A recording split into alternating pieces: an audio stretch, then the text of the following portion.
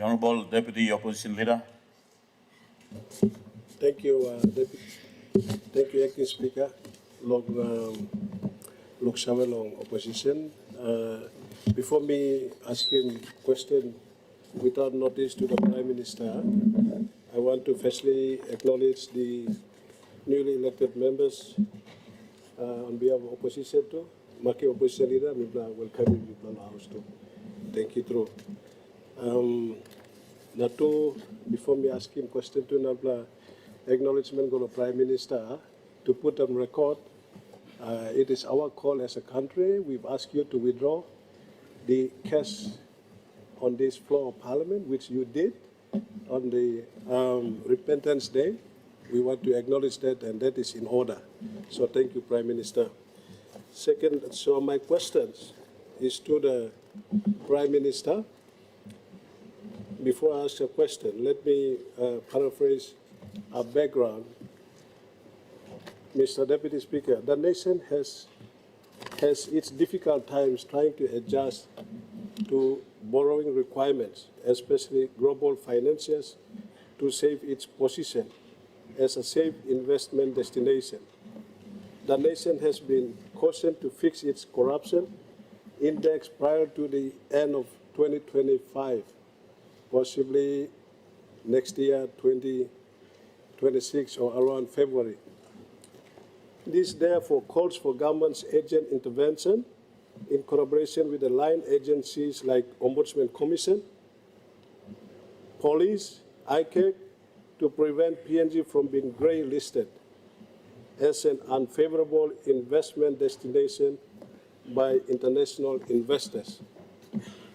This also calls for government to put into place mechanisms to fight corruption and prevent the nation from being grey listed. So my series of questions to the Prime Minister, through you, Deputy Speaker.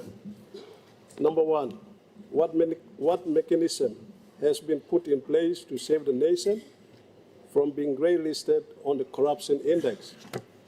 Number two, what has the government done to address the corruption issue as an indicator together with line agencies empowered by law to fight corruption? Number three, can the Prime Minister advise the House how many corruption cases have been prosecuted in the last 12 months as a sign of PNG's commitment to fight corruption to avoid being grey listed? Number four, if PNG is grey listed, probably going to be around next year, what will happen to the financial institutions in PNG? And last question, when PNG is grey listed, what plan has the government has in place to lure international investors to steal? Honourable Deputy Opposition Leader, we have a point of order. Honourable Member for Goroka, what's your point of order? Mr. Speaker, the question he is raising is a very important question, Mr. Speaker. Now, I'd just like to ask the good Deputy Opposition Leader if he can explain to us, the Parliament, what does grey listing actually mean?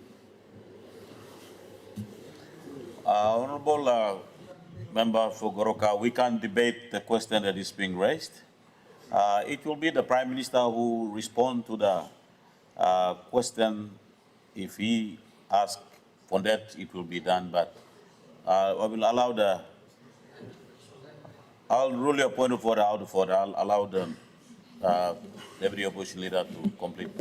Thank you. The last question which was interrupted is, when PNG is grey listed, what plans has the government has in place to lure international investors to still invest in PNG as a safe investment destination? Thank you, Acting Speaker.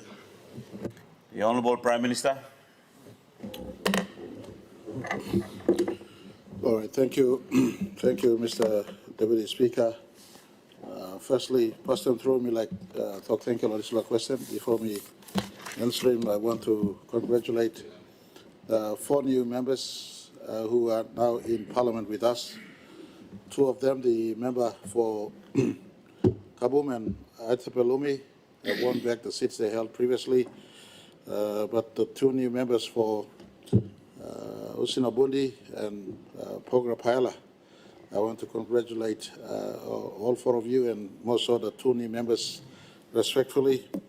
I have followed closely the election patterns, and undisputedly the four of you have been front runners in your people's choices from count one all the way till the end. So it just shows how people have consciously selected the four of you respectfully, and we want to congratulate each of you, and I want to offer our government's full support to work with you in the next 18 months we have before we run to the polls again in 2027.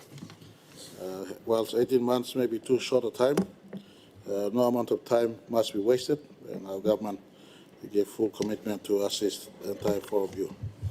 On the question asked by the Deputy Opposition Leader, I want to say the last time we were placed on the grey list was a period between 2014 to 2016, and we got ourselves uplifted out of the grey list.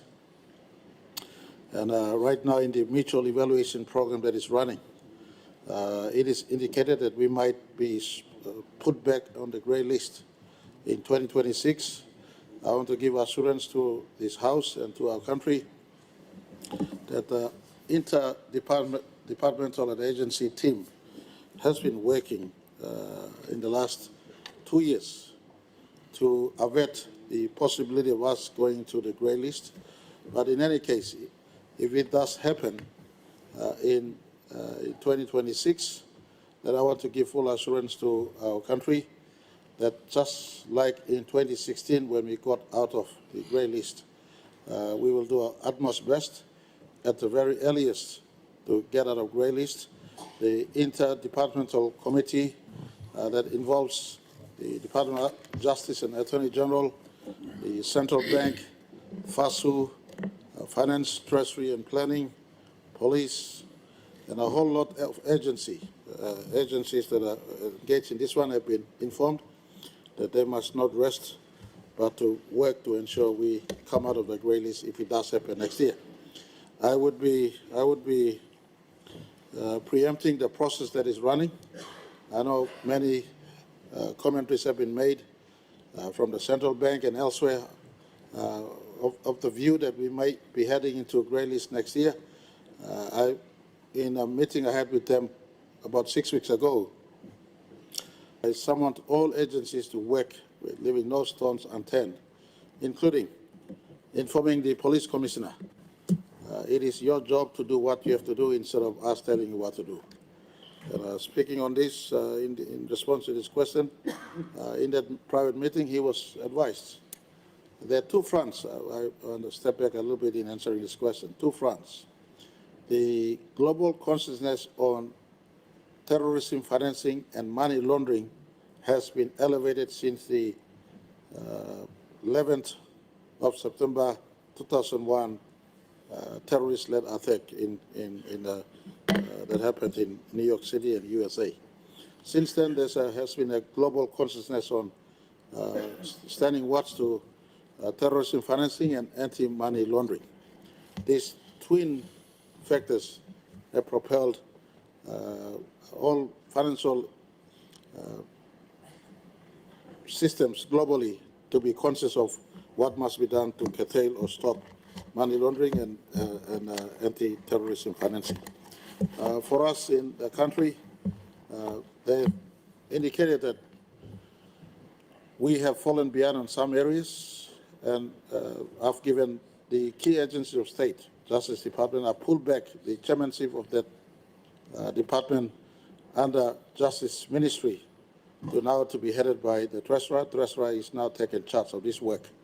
Apparently, and I must admit that in the last year or two, that work has slowed down, and so I've asked Treasury take chairmanship over this agency, cross-agency work, attend to this, and before February 2026, we must put to the scoreboard what we must do in respect to fighting corruption, anti-money laundering, and hopefully standing watch to anti-terrorism financing in our country. Some of this work have matured, to be fair, on our country and this Parliament. The passage of the ICAC passage of the ICAC laws and ensuring that ICAC becomes an institution that is now in place to fight corruption, the strengthening of our police force. The police commissioner, to be fair on him, has recruited an expatriate policeman to be the head of the anti-fraud, anti-fraud section at the police force. So there's some work happening at this space, but not at the pace the international observer and independent observation team has come to assess, giving the mutual evaluation. The conclusion of the mutual evaluation will take place sometimes next year, and if they see that we have not been compliant, they will put us into the grey list. If we have shown substantial progress, those status will be updated to us first quarter next year. And whatever it is, I want to give commitment to our country that our compliant to anti-money laundering and our compliant to anti-terrorism financing in our country will not slow down. We will step up. This parliament under this Pangu-led government have passed, for instance, the amendment to the Proceeds of Crime Act. We passed on not too many years ago, so there is an amendment to the Proceeds of Crime Act that includes undisclosed wealth. We've also passed the Whistleblowers Act. We passed the ICAC into operations. And so I've indicated to the international observation team and the mutual evaluation that is taking place, don't be unfair on our country. We've done what we have to do, and, but again, they've done this all over the world. There are over 50 countries, globally speaking. They're in the grey list right now, and those who work aggressively has come out of the grey list, as we once did in 2016. And so we will give a concerted effort. Whatever is the assessment in first quarter of next year, I want to give assurance to the country we will work our absolute best to make sure our country is not a place for money laundering. Our country is not a place for anti-terrorism financing. And I've indicated to the police commissioner, I told him in that meeting publicly, it was a meeting full of 30 people, of all from Central Bank, from Justice Department, from Finance and Treasury. All the agency head was there, Mr. Deputy Speaker. And for the record, I told them, Mr. Police Commissioner, you don't need to look far out. Pick up a file. For instance, the allegations in the public space on the recent dispersal of 41 million kina from Finance Department. Go and check them. You want to prosecute money laundering or illegal transaction, check if those payments are correct payments. If that happens, prosecute those who are engaged in illegal transactions. Start from our own Finance Department. So that instruction has gone out, and I'm not the police commissioner to do the police commissioner's job. That's his job to do. So I want to give assurance to our country that if it is that we are placed to the grey list in 2026, then we will work to get ourselves out of the grey list. It gives us an opportunity to reconstruct a platform in which money laundering is not part of our economy, a platform in which anti-terrorism or terrorism financing is not part of our economy, and a safer, stronger, resilient economy that removes corruption from our midst.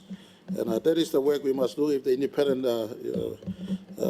evaluation committee or mutual evaluation team establish that we will be in grey list, then assurance I give to our country, we'll work our way out.